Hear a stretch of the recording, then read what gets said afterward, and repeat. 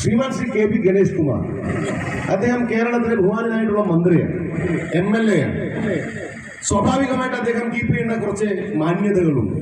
ജനാധിപത്യം ഒന്ന് നാഴികയ്ക്ക് 40 വട്ടം പറഞ്ഞിട്ടായില്ല. ആ ജനാധിപത്യത്തിനൊരു മര്യാദയുണ്ടാകും.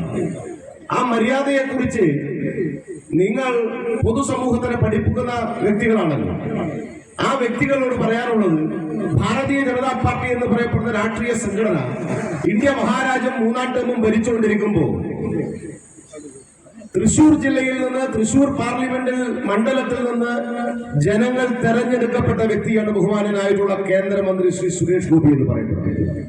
ചോദിച്ചോട്ടെ സർ, നിങ്ങൾ സുരേഷ് ഗോപിയെ തെരഞ്ഞെടുപ്പ് കാലം സ്റ്റേജിൽ ഒരു ദിവസം നിങ്ങളുടെ LDF പ്രോഗ്രാം നടക്കുന്ന സമയത്ത് നിങ്ങൾ റംസാൻ നോമ്പുമായി ബന്ധപ്പെട്ട് പറഞ്ഞു, തരിക്കഞ്ഞ് കുടിക്കുമ്പോൾ നക്കി കുടിക്കുന്നു എന്ന് പറഞ്ഞു.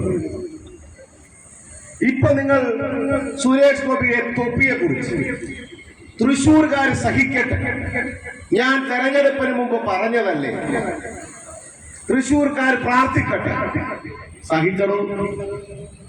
സുരേഷ് ഗോപി നല്ല ഭൂരിപക്ഷത്തിൽ തൃശ്ശൂരിൽ നിന്ന് ജയിച്ചിട്ടുണ്ടെങ്കിൽ അത് ഉൾക്കൊള്ളാനുള്ള പ്രാപ്തി കൃത്യമായിട്ട് തൃശ്ശൂർ ജനതയ്ക്കുണ്ട്. ഗണേശ, സുരേഷ് ഗോപി കഞ്ഞിയല്ലേ നക്കി കുടിച്ചുള്ളൂ.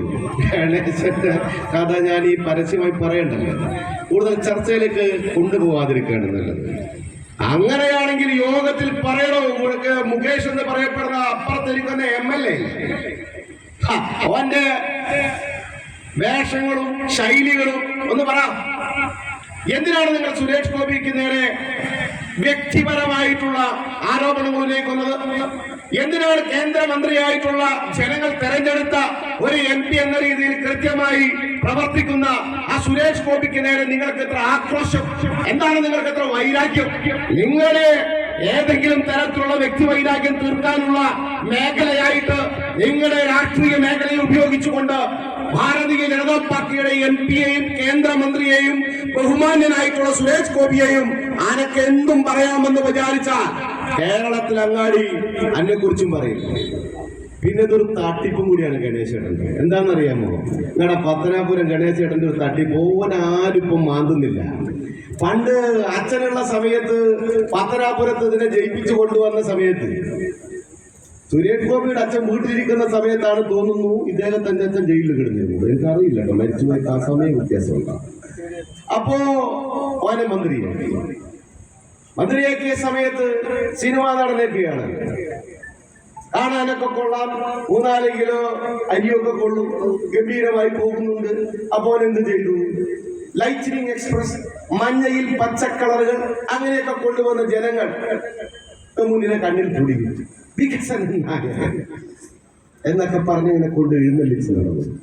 ഞാൻ ചോദിച്ചോട്ടെ, പത്തനാപുരത്ത് 2000 മുതലാ തോന്നുന്നു 25 വർഷമായി തന്നെ വിശ്വാസം, അല്ലെങ്കിൽ ഒന്ന് കുറഞ്ഞാലും കുഴപ്പമില്ല, കൂടിയാലും കുഴപ്പമില്ല. കാലം ഇത്രയായി MLA ആയിട്ട് ഒന്ന് നിങ്ങൾ വിലയിരുത്തുക. സുരേഷ് ഗോപിയെ നോക്കി കൊഞ്ഞനം കുത്തിയ ഗണേശനും രാജ്യസഭയിൽ ഇരുന്ന സുരേഷ് ഗോപിയും കേന്ദ്രമന്ത്രിയായി പ്രവർത്തിക്കുന്ന സുരേഷ് ഗോപിയും തമ്മിലുള്ള പ്രവർത്തനത്തെ നിങ്ങളൊന്ന് തുലനം ചെയ്താൽ ഓന്റെ പാർട്ടിക്കാരും ഒരടിക്കും ഗണേശൻ. എന്തിനാ കാരണം? മാന്യത കാണിക്കുന്നില്ല എന്ന് മാത്രമല്ല, അനാവശ്യമായിട്ടുള്ള വിവാദങ്ങളിലേക്ക് സുരേഷ് ഗോപിയെ ഇറക്കുക വഴി അവനവനെ ഒന്ന് പോകുക. നെഗറ്റീവായാലും വേണ്ടില്ല, കേരളങ്ങാടി മുഴുവൻ എന്റെ പേര് പറഞ്ഞ് ഒന്ന് BJP-ക്കാർ നടക്കുമല്ലോ. പോലീസുകാരെ സംബന്ധിച്ചിടത്തോളം വട്ടം കെട്ടി ഗണേശന്റെ വീട്ടിലേക്കുള്ള യാത്ര തടയുമല്ലോ. ഇത്യാദി കാര്യങ്ങളാണ് ഉദ്ദേശമെങ്കിൽ ചോദിച്ചോട്ടെ, ഞങ്ങൾക്ക് നിങ്ങളെ വീട്ടിലേക്കും വരാനറിയാം, ഞങ്ങൾക്ക് നിങ്ങളെ വേണമെങ്കിൽ തടയാനും അറിയാം. ഞങ്ങൾക്ക് നിങ്ങളെ തടഞ്ഞു നിർത്തി ഈ സമൂഹത്തിനോട്, സുരേഷ് ഗോപിയോട്, കേന്ദ്രമന്ത്രിയോട് മാപ്പ് പറയിപ്പിക്കാനും അറിയാം. ചോദിച്ചോട്ടെ ഗണേശൻ, സുരേഷ് ഗോപിയെ കുറിച്ച് പറയാൻ എന്ത് അവകാശം നിങ്ങൾക്കുണ്ട്? വ്യക്തിപരമായി, രാഷ്ട്രീയപരമായി, സംഘടനാപരമായി ഗണേശന് എന്ത് വാല്യൂ ആണ് സുരേഷ് ഗോപിയെ കുറിച്ച്, ആദരണീയ MP കേന്ദ്രമന്ത്രിയെ കുറിച്ച് പറയാനുള്ളത്? രാഷ്ട്രീയപരമായിട്ട് എങ്ങനെ പറയാം? കോൺഗ്രസ് B, അത് ഒരു B ഉണ്ടെന്ന് വിചാരിച്ചത് BJP-ന്റെ ഒപ്പമാകൂല. ഇത് മാണിക്കായ മറ്റേ BJP എന്ന് പറയപ്പെടുന്ന ഇന്ത്യ മഹാരാജ്യം ഭരിക്കുക. ഈ ഒരു ബിയും വെച്ച് രാഷ്ട്രീയമായിട്ട് BJPയോട് പോർക്കാൻ ഗണേശനെ കൊണ്ടാവോ?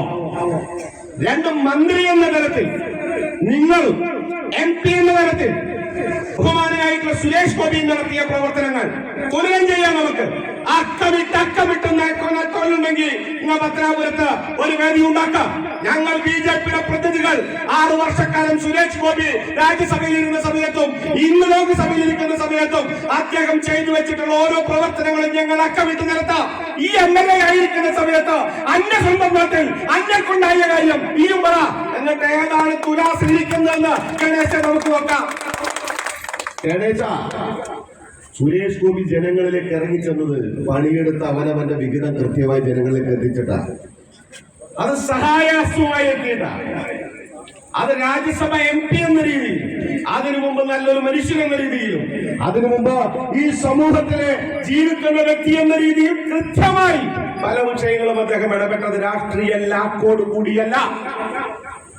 അദ്ദേഹത്തിന്റെ അച്ഛന് ജനങ്ങളെ സഹായിക്കാൻ സുരേഷ് ഗോപിയോട് പറഞ്ഞു. അദ്ദേഹത്തിന്റെ അച്ഛനും പരമാവധി സഹായിച്ചു. ബഹുമാനായിട്ടുള്ള ബാലകൃഷ്ണപിള്ള സാർക്കും ജനങ്ങളെ സഹായിക്കണമെന്നുണ്ടായിരുന്നു. ഇപ്പം വിതച്ച വിത്തുകളെ സഹായിച്ചിട്ട് ഓന് നാട്ടുകാരെ സഹായിക്കാൻ സമയമില്ല. ഓൻ വിതക്കണ വിത്തുകൾ ഇങ്ങനെ സഹായിച്ച് രക്ഷപ്പെട്ട് നടത്തുകയല്ലേ. ഞങ്ങളെ കൊണ്ട് കൂടുതൽ പറയിപ്പിക്കണം. ലിപ്സ്റ്റിക് ഇട്ട ഈ കവളനെ കുറിച്ച് ഞങ്ങൾ ചർച്ച ചെയ്യുക. വീട്ടിൽ വന്ന സമയത്ത് ഉണ്ടായ പ്രശ്നത്തെ കുറിച്ച് ഞങ്ങൾ പറയുന്നു.